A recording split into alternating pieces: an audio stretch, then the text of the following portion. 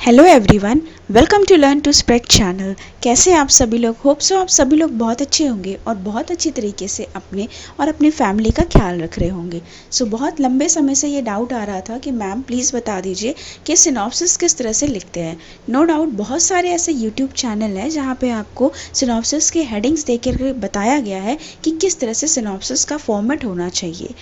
तो जब भी हम सिनॉप्सिस की बात करते हैं तो सिनॉप्सिस क्या है? सिनॉप्सिस कुछ भी नहीं, एक पर्टिकुलर समरी है जिस भी टॉपिक से रिलेटेड या जिसमें आपका इंटरेस्ट है उसमें आप रिसर्च करना चाहते हैं।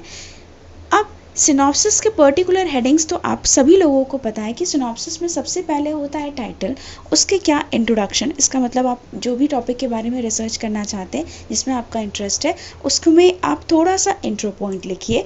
उसके बाद आपको क्या करना है, लिटरेचर रिव्यू में आपको ये करना है कि आप ये बताएंगे कि आपने कौन कौन सी बुक पढ़ी है, आपको कौन सा ऐसा लगता है कि इफ़ेक्टिव है। ये सारी चीज़ें आपको लिटरेचर रिव्यू में देना चाहिए। और उसके बाद आप क्या करते हो, सेम उसी तरह आप उसका सिग्निफिकेंस बताते हो, हाइपोथेसिस बताते हो, कहाँ क्या मेथड है उसके कलेक्शन का, और लास्ट में आप रेफरेंसेस देते हो, कंक्लूजन बताते हो कि किस तरह से मैं ये रिसर्च करूँगा तो ये कैसे आपके नेशन के लिए, ग्लोबल के लिए, इंटरनेशनल लेवल में किस तरह से ये हेल्पफुल होंगे। तो इस वीडियो में मैं आपको पर्टिकुलरली ये बताऊंगी कि मेरे क्या जैसे जब मैं यूनिवर्सिटी में अपने सिनॉप्सिस सबमिट करने गई थी और मेरे क्या एक्सपीरियंस है जब एक particular institute that is IIT में जब मैंने अपना सिनॉप्सिस क्या किया, सबमिट किया, तो उस समय मेरे क्या एक्सपीरियंस है, ये दोनों ही चीज़ें मैं आज की वीडियो में डिस्कस करूँगी।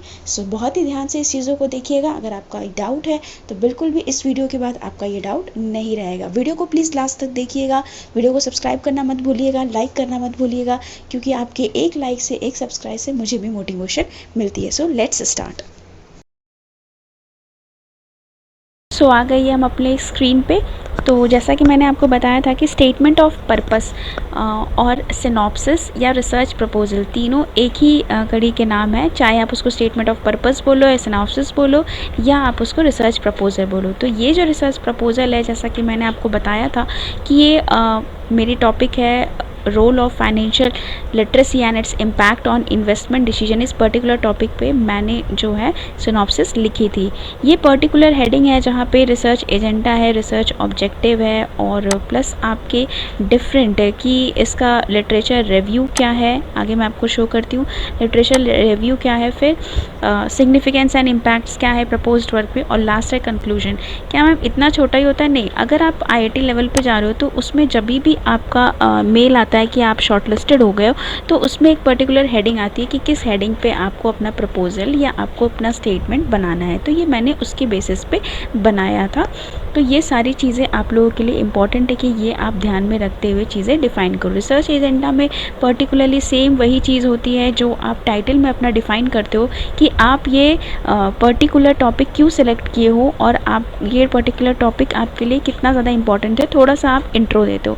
ऑब्जेक्टिव है कि ये रिसर्च करने का आपका क्या फिनोमेना है, आपकी क्या ऑब्जेक्टिव है कि आप किस तरह से इस रिसर्च प्रपोजल से अट्रैक्ट हुए हो। लिटरेचर रिव्यू में क्या आपने कौन सी स्टडी की है इससे रिलेटेड, इस टॉपिक से रिलेटेड। जैसे मैंने जो स्टडी की है वो आपका रिच डैड पुअर डैड की एक बुक है, वो काफ़ी ज़्यादा इंटरेस्टिंग है, आप भी अगर समय मिले तो ज़रूर से पढ़ना।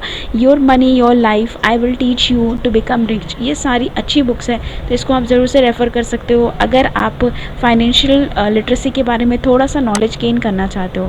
क्या इसका इम्पैक्ट है, जैसे अभी कोविड में आप देख रहे हो कि क्या सिचुएशन है, ये सारी चीज़ें आप रिलेट कर सकते हो। टॉपिक है आपका, जो भी टॉपिक है आप उससे भी रिलेट करके बना सकते हो। और लास्ट है आपको कंक्लूजन देना है कि आपके लिए ये क्यों चीज़ें इंपॉर्टेंट है। तो ये सारी चीज़ें आपको ध्यान में रख करके अपना सिनॉप्सिस तैयार करना।